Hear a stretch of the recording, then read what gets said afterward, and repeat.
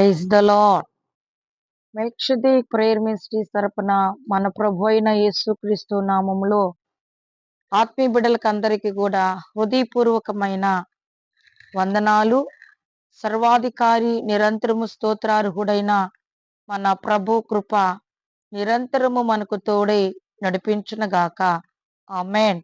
మరి పరిశుద్ధ గ్రంథముల నుంచి ఈ దినము కొన్ని చక్కటి మాటలు మనం చదువుకుందాం. అపోస్తలుల కార్యములు 13వ అధ్యాయం 26వ వచనములో కొన్ని మాటలు చదువుకుందాం.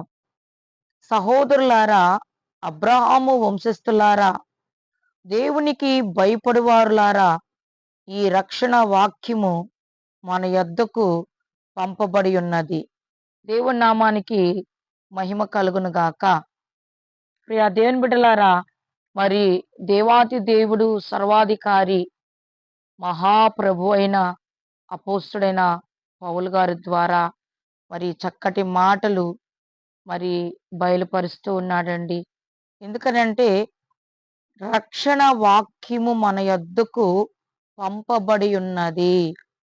అవునండి ఏం బిడ్డలారా, ఈ వాక్యము మరి అనేక దేశాలలో మరి ప్రచురించబడుతూ ఉంది. ప్రపంచమంతా కూడా క్రీస్తును గూర్చిన వార్త మరి ఎంతగానో ప్రచురించబడుతూ ఉందండి. నశించిపోతున్న వారిని రక్షించడానికి వచ్చిన రక్షకుడైన యేసుక్రీస్తు యొక్క పరిశుద్ధుడైన మన ప్రభు యొక్క వాక్యము ప్రతి ఒక్కరిని కూడా మరి దర్శిస్తుంది, సంధిస్తుంది.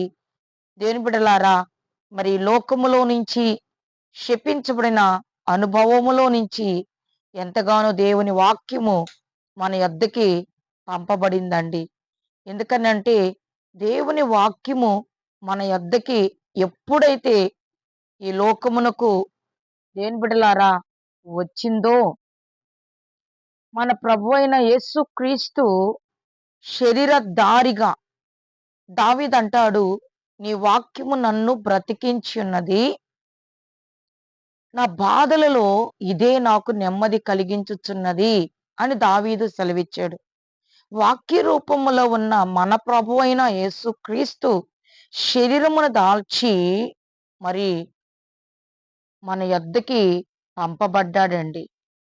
దేవుని బిడ్డలారా, యేసు ప్రభువు వాక్య రూపములో ఉన్న దేవాతి దేవుడైన మన ప్రభువు ఇప్పుడు ఈ అంత్య దినాలలో, అపాయకరమైన దినాలలో వాక్య రూపములో ఉన్న దేవుడు ఈ వాక్యము ద్వారా ఎందరినో ఆదరిస్తూ మరి రక్షిస్తూ, దేవాతి దేవుడు అనేకమైన సమస్యల్లో నుంచి విడుదలిస్తూ నెమ్మది కలిగిస్తుంది దేవుని వాక్యం అండి.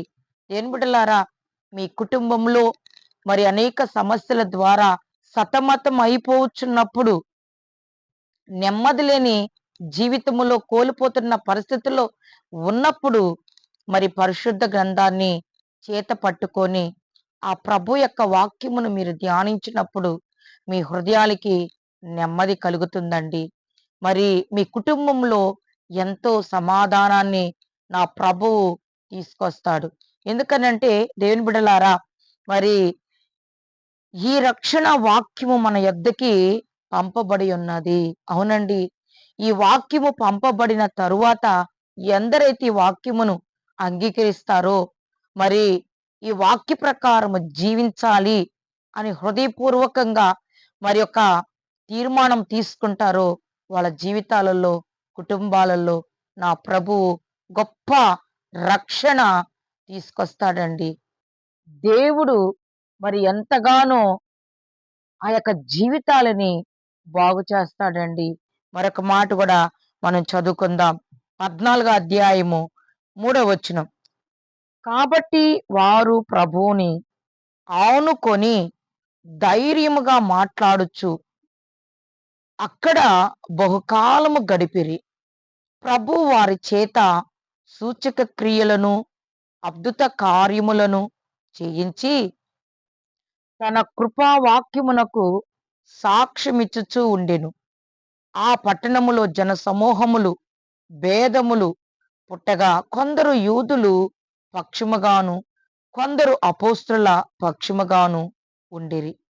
దేవుని బిడ్డలారా, ఇక్కడ రాయబడిన మాటలు కృపావాక్యము సాక్ష్యము చెప్తున్నప్పుడు కొంతమంది అంగీకరించలేదు.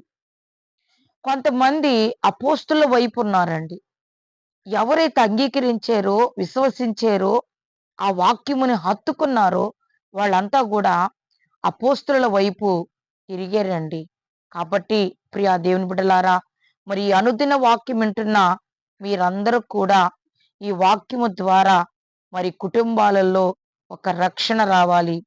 ఒక స్వాతంత్ర్యము రావాలి. విడుదల కలగాలి.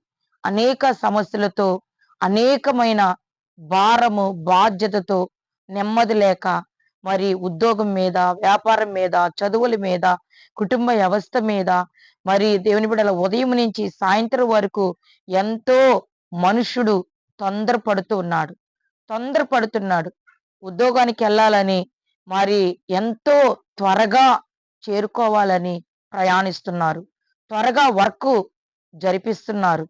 అంటే మనుషులకి ఉదయం నుంచి సాయంత్రం వరకు దేని బిడ్డలారా ఏదో ఒక పని మీద తొందరపడుతూనే, మరి ప్రయాసపడుతూనే, ఆయాస పడుతూనే ఉంటున్నారండి.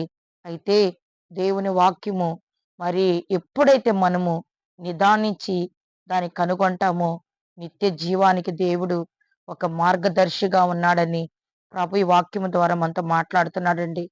కాబట్టి దేవుని బిడ్డలారా, ఈ తొందరపాటులో, ఈ యొక్క ప్రయాసములో ఎంతో ఆయాస పడుతూ, నెమ్మది లేకుండా, దేవుని మర్చిపోతూ, సంఘాలకి దూరమైపోతూ, ఆదివారము కూడా దేవుని సన్నిధిలోకి మరి ప్రవేశించకుండా, ప్రభువుని ఆరాధించకుండా, తమ సొంత పనుల మీద ఎంతగానో కష్టపడుతూ, ప్రయాసపడుతూ, ఎంతో ఆయాసముతో బాధపడుతున్న ప్రజలు ఎంతో మంది ఉన్నారండి. కాబట్టి ప్రియా దేవుని బిడ్డలారా, ఈ రక్షణ వాక్యము మన యొద్దకి పంపబడినప్పుడు మనం నిర్లక్ష్యంగా ఉన్నామా? నులివెచ్చనితనంగా ఉన్నామా? సరేలే రేపిందాం, రేపు బోదాం, రేపు వారం పోవచ్చులే సంఘానికి అనుకొని నులివెచ్చనితనములో ఉంటే దేవుని బిడ్డలారా, మీ మధ్య ఉన్న దీపస్తంభము తొలగించబడుతుందని మరి ప్రభు వాక్యం సెలవిస్తూ ఉన్నాడండి. కాబట్టి దీపమున్నంగానే ఇల్లు చక్కబెట్టుకోమని ప్రభు వాక్యం సెలవిస్తూ ఉన్నాడండి.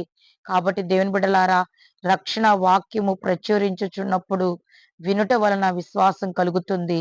విశ్వాసము ద్వారా మరి దేవుని యొక్క మహిమ పరచడములో, స్తుతించడములో, విశ్వాసములో నడవడములో, భక్తి చేయడములో ప్రభు ఎంతో కృప కలిగిన వాక్యము మీ హృదయాలలో, మీ తలంపులలో క్రియ చేయను కాక. దేవుడి వాక్యమును ఆశీర్వదించి దీవించును గాక. ప్రార్థన చేసుకుందాం. తలలు వంచుదాం. కృపా సత్య సంపూర్ణుడైన తండ్రి, దయగలిగిన ప్రభువా, కృప కలిగిన దేవా, నిరంతరము స్తోత్రార్హుడవై ఉన్న మా ప్రభు నీకు స్తోత్రాలయ్యా.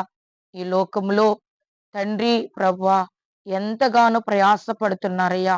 నీ వాక్యము నమ్మదగినది, పూర్ణ అంగీకారమునకు యోగ్యమైంది ప్రభువా.